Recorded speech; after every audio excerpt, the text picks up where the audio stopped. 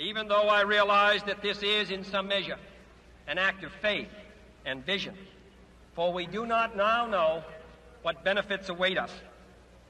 But if I were to say, my fellow citizens, that we shall send to the moon 240,000 miles away from the control station in Houston a giant rocket more than 300 feet tall, the length of this football field, made of new metal alloys, some of which have not yet been invented, capable of standing heat and stresses several times more than have ever been experienced, fitted together with a precision better than the finest watch, carrying all the equipment needed for propulsion, guidance, control, communications, food, and survival, on an untried mission to an unknown celestial body, and then return it safely to Earth, re-entering the atmosphere at speeds of over 25,000 miles per hour, causing heat about half that on the temperature of the sun, almost as hot as it is here today,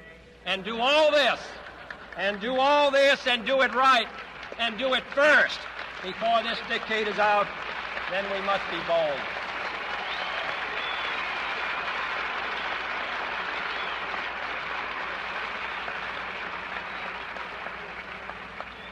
I'm the one who's doing all the work, so we just want you to stay cool for a minute.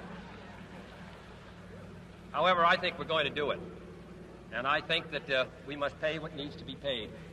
I don't think we ought to waste any money, but I think we ought to do the job. And this will be done in the decade of the 60s. It may be done while some of you are still here at school at this college and university. It will be done during the terms of office of some of the people who sit here on this platform. But it will be done. And it will be done before the end of this decade. And I am delighted that this university is playing a part in putting a man on the moon as part of a great national effort of the United States of America.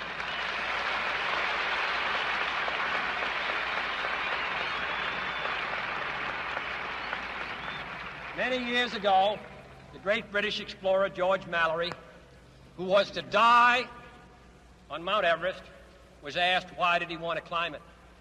He said, because it is there. Well, space is there, and we're going to climb it. And the moon and the planets are there.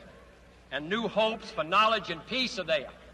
And therefore, as we set sail, we ask God's blessing on the most hazardous and dangerous and greatest adventure on which man has ever embarked. Thank you.